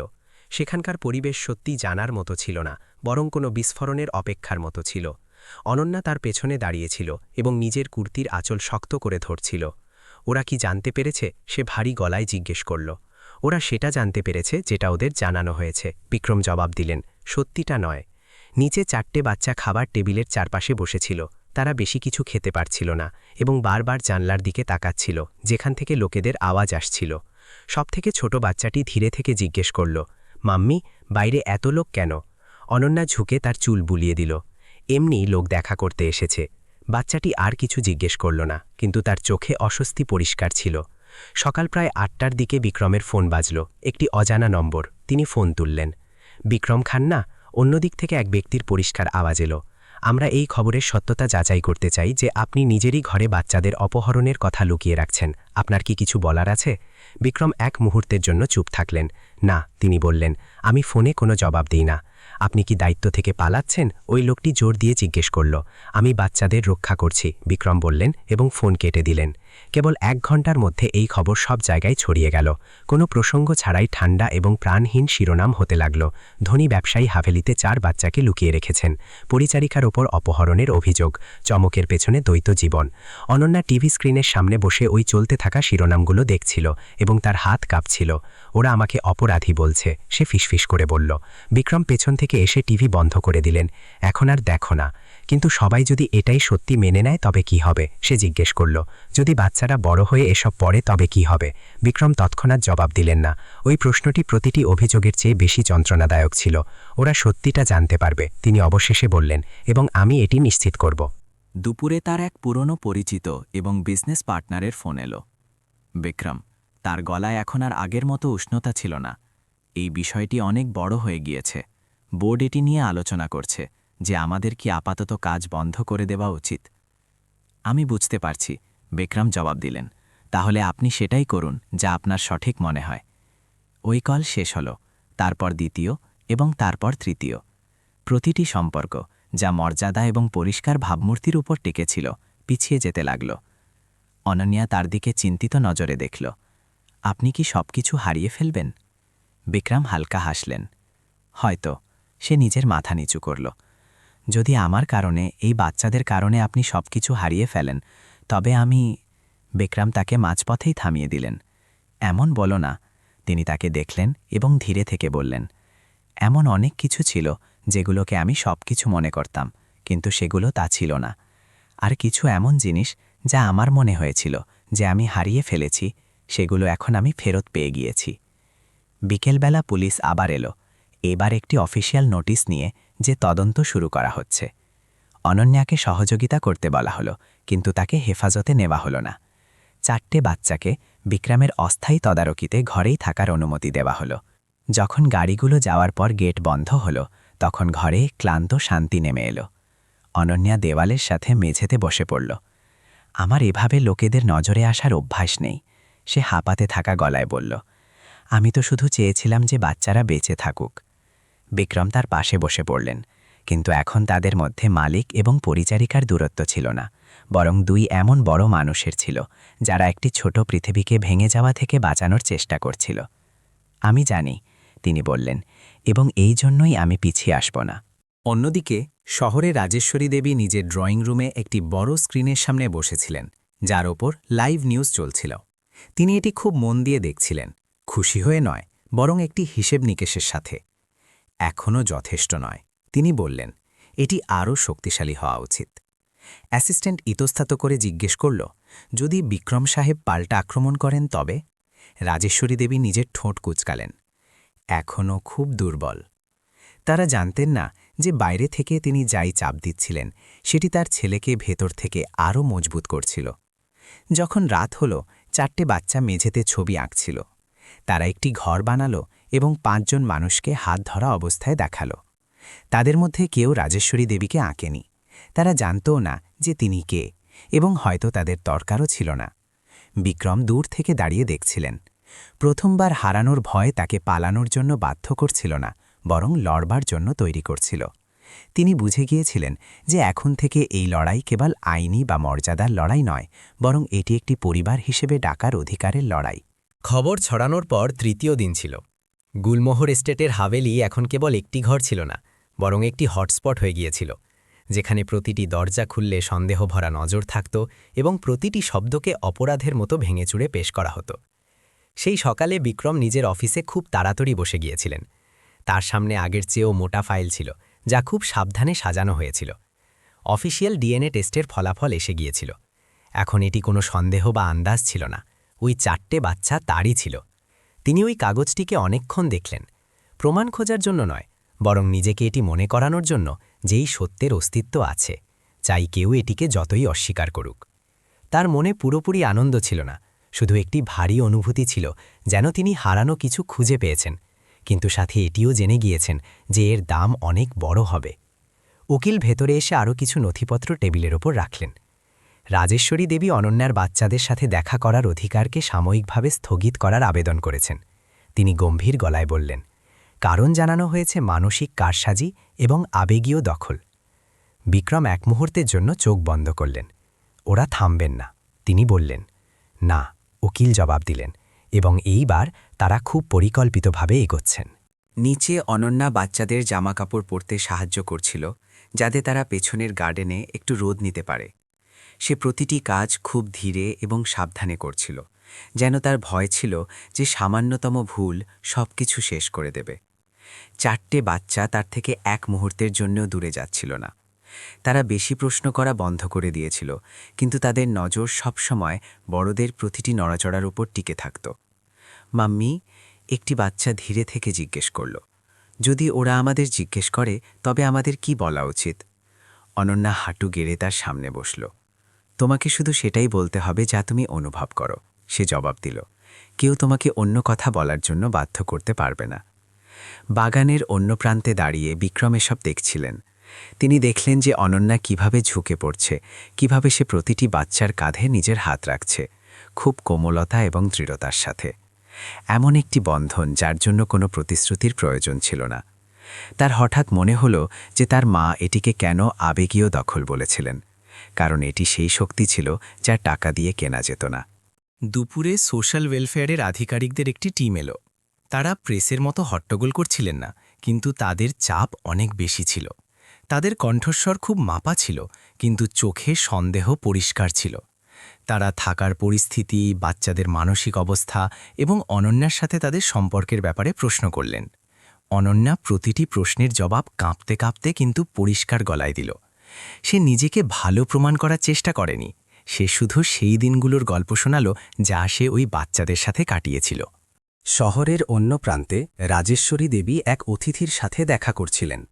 ওই ব্যক্তি প্রেস বা সরকার থেকে ছিলেন না, বরং একটি খুব বড় এবং প্রভাবশালী শিশু সুরক্ষা সংগঠন থেকে ছিলেন। আপনি কি চান? ওই লোকটি সরাসরি প্রশ্ন করল। রাজেশ্বরী দেবী নিজের চায়ের কাপ নিচে রাখলেন। আমি চাই যে ওই বাচ্চাদের একটি ভালো পরিবেশে রাখা হোক, তিনি বললেন, যেখানে এক গরিব পরিচারিকা তাদের মানসিক শোষণ না করতে পারে। ওই লোকটি চুপ থাকল। আপনি কি বুঝতে পারছেন যে এমনটা করে আপনি সরাসরি আপনার নিজের ছেলের বিরুদ্ধে যাচ্ছেন? রাজেশ্বরী দেবী শান্তভাবে হাসলেন। আমি তো অনেক আগে থেকেই ওর বিরুদ্ধে আছি। যখন রাত হল, বিক্রমের কাছে উকিলের ফোন এলো। তার গলা ছিল ধীর। কাল একটা জরুরি শুনানি হবে, তিনি বললেন, অস্থায়ী অভিভাবকত্বের বিষয়ে। বিক্রম ড্রয়িং রুমের দিকে তাকালেন, যেখানে 4টি বাচ্চা কার্পেটের ওপর শুয়ে ঘুমিয়েছিল। তাদের মাথা একে অপরের সঙ্গে লেগেছিল। অনন্যা তাদের পাশে বসেছিল, তার চোখ লাল ছিল, কিন্তু সে তাদের ছেড়ে সরছিল না। কাল, বিক্রম নিজেকে বললেন, আমাদের অনেক মানুষের সামনে দাঁড়াতে হবে। অনন্য বপরের দিকে তাকালো। আমি ভয় পাচ্ছি না, সে বলল, শুধু ভয় লাগছে যদি বাচ্চাদের এখান থেকে নিয়ে যাওয়া হয়। বিক্রম তার কাঁধে হাত রাখলেন। কাল আমি তোমার পেছনে দাঁড়িয়ে থাকব না, তিনি বললেন, আমি তোমার সামনে দাঁড়িয়ে থাকব। বাইরে পাহাড় থেকে বাতাস বইছিল, যা আসন্ন ঝড়ের আভাস দিচ্ছিল। বিক্রম জানতেন যে আগামীকালে শুনানি কেবল ওই 4 বাচ্চার ভবিষ্যৎ ঠিক করবে না, বরং এটাও ঠিক করবে যে তারা তাদের বাকি জীবনে কেমন মানুষ হয়ে উঠবে। পরের দিন সকালে গুলমোহর এস্টেটের আকাশ আগের চেয়ে অনেক বেশি ঝাপসা ছিল। বৃষ্টি হচ্ছিল না, কিন্তু বাতাসে একটা ভারী ভাব ছিল, যেন কোনো ঝড় আসতে চলেছে। বিক্রম খন্না সকাল 7টা বাজতেই নিচে নেমে এলেন এবং দেখলেন যে 4টি শিশু সোফায় একে অপরকে জড়িয়ে বসেছিল, আর অনন্যা তাদের জামাকাপড় ঠিক করছিল। যখন তারা বাড়ি থেকে বেরোলেন, তখন কোনো চিৎকার চেঁচামেচি ছিল না, কিন্তু গাড়ির ভেতরের নীরবতা অনন্যাকে আরও বেশি অস্থির করে তুলছিল। লক্ষ্য খুব ধীর গলায় জিজ্ঞাসা করল যে তারা কি আবার বাড়িতে ফিরে আসবে। বিক্রম তার চোখের দিকে তাকিয়ে দৃঢ়ভাবে বললেন, হ্যাঁ। শুনানি একটি ছোট ঘরে হলো, যেখানে পরিবেশ কোনো আদালতের মতো তো ছিল না, কিন্তু এটা তাই গম্ভীর ছিল যে কারোর জোরে শ্বাস নেওয়ার সাহস হচ্ছিল না। একপাশে বিক্রম ও অনন্যা ছিলেন এবং অন্যদিকে শিশু সুরক্ষা সংস্থার প্রতিনিধি, তাদের উকিল এবং রাজেশ্বরী দেবী বসেছিলেন। রাজেশ্বরী দেবী বাচ্চাদের দিকে একবারও তাকালেন না, যেন তারা সেখানে নেই। শুনানি শুরু হতেই আইনি শব্দের জাল বিছানো হলো। যখন রাজেশ্বরী দেবীর পালা এলো, তিনি খুব ঠান্ডা স্বর বললেন যে তিনি বাচ্চাদের একটি সঠিক পরিবেশে দেখতে চান, এমন কোনো ব্যক্তির কাছে নয় যার কোনো যোগ্যতা বা বোধ নেই। অনন্যা যখন কথা বলার সুযোগ পেল, তখন সে মাথা তুলে বলল যে সে গরিব এবং কম শিক্ষিত, কিন্তু সে ওই বাচ্চাদের তখন ছেড়ে যায়নি যখন তাদের আবর্জনার মধ্যে মরার জন্য ফেলে দেওয়া হয়েছিল। বিক্রম উঠে দাঁড়িয়ে পরিষ্কার করলেন যে তিনি তার বাচ্চাদের জীবন থেকে দূরে ছিলেন, কারণ তিনি ভুল মানুষের ওপর ভরসা করেছিলেন। তিনি জোর দিয়ে বললেন যে অনন্যা তার বাচ্চাদের বাঁচিয়েছে এবং আজ তারা যদি সুস্থ থাকে তবে তা কেবল অনন্যার জন্য। যখন একজন কর্মকর্তা জিজ্ঞাসা করলেন যে তিনি কি তার প্রতিষ্ঠা এবং সম্পত্তির একটি অংশ ত্যাগ করতে প্রস্তুত, বিক্রম বিনা দ্বিধায় বললেন, হ্যাঁ। সবশেষে এই রায় দেওয়া হলো যে পরবর্তী আদেশ না আসা পর্যন্ত বাচ্চারা বিক্রম খন্নার কাছে থাকবে এবং অনন্যা তাদের দেখাশোনা চালিয়ে যাবে। এটা শুনে অনন্যার চোখের জল গড়িয়ে পড়ল এবং বাচ্চারা তাকে জড়িয়ে ধরতে লাগল। রাজেশ্বরী দেবী যাওয়ার সময় বিক্রমকে বললেন যে এটা এখনও শেষ হয়নি, কিন্তু বিক্রম জবাব দিলেন যে তিনি 5 বছর ভুল পথ বেছে নিয়েছিলেন এবং এখন আর পিছুপা হবেন না। বাড়ি ফেরার সময় গাড়িতে শান্তি ছিল, কিন্তু সেই শান্তি আর ভারী ছিল না, কারণ তারা সবাই একসাথে ছিল। পরের কয়েকদিন খুব শান্ত কাটল, কিন্তু বিক্রম জানতেন যে রাজেশ্বরী দেবী সহজে হার মানবেন না। এক রাতে যখন বাচ্চারা ঘুমিয়ে পড়েছিল, বিক্রম অনন্যাকে বললেন যে সে এখন আর কাউকে উত্তর দিতে বাধ্য নয়। পরের দিন সকালে রাজেশ্বরী দেবী না জানিয়ে বাড়িতে চলে এলেন এবং বাড়ির পরিবেশ নিয়ে প্রশ্ন তুললেন। বিক্রম প্রথমবারের মতো তার মায়ের সামনে শক্তভাবে দাঁড়িয়ে বললেন যে এই বাড়ি এখন মানুষের থাকার জায়গা হয়ে উঠেছে এবং তারা তার পরিবারের অংশ। তিনি পরিষ্কার করে দিলেন যে তিনি এখন আর তার মায়ের ভয়ের ছায়ায় বাঁচবেন না এবং তাকে বাড়ি থেকে চলে যেতে বললেন। রাজেশ্বরী দেবী কিছু না বলেই চলে গেলেন এবং হ্যাভেলির দরজা বন্ধ হওয়ার শব্দ একটি পুরনো যুগের শেষের মতো শোনাল। অনন্যা ঘাবড়ে গিয়ে জিজ্ঞাসা করল যে তারা কি সত্যিই নিরাপদ। বিক্রম বললেন যে যদি তিনি এমনটা না করতেন তবে তিনি বাচ্চাদের আবার হারিয়ে ফেলতেন। রাতে বিক্রম একটি অফিসিয়াল বয়ান লিখলেন, যাতে তিনি তার দেরির জন্য পুরো দায়ভার নিলেন এবং বাচ্চাদের রক্ষার প্রতিশ্রুতি দিলেন। কয়েক সপ্তাহ পরে গুলমোহর এস্টেটে জীবনের এক নতুন জোয়ার শুরু হল, যেখানে ব্যবসায়িক মিটিংয়ের বদলে বাচ্চাদের হাসির শব্দ প্রতিধ্বনিত হতো।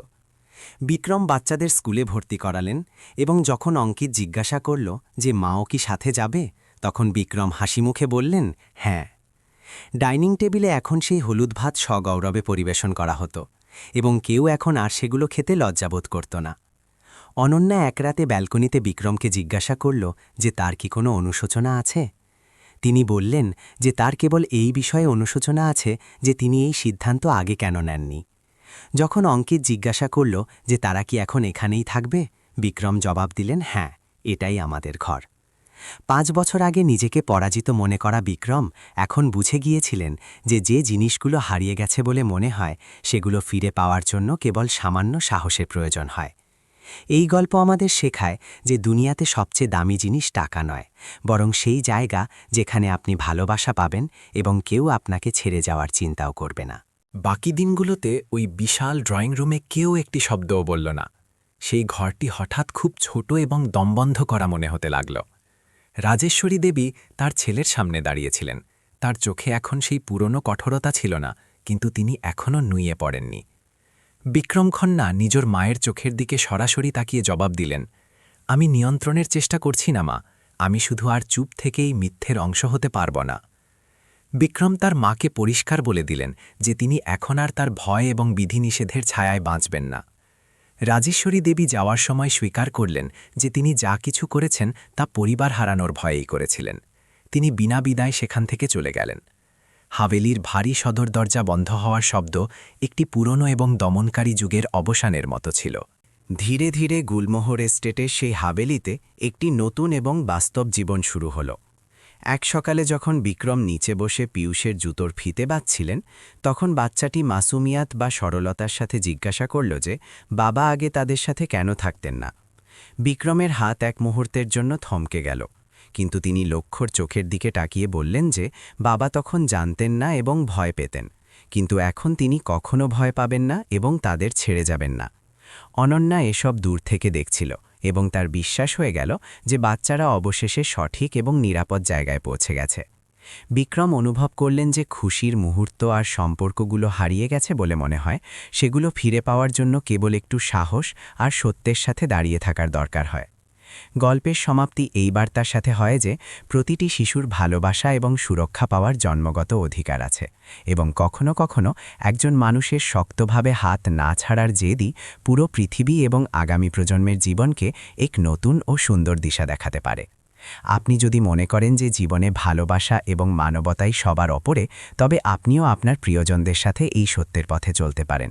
আপনার এই গল্প কেমন লাগলো তা অবশ্যই জানাবেন।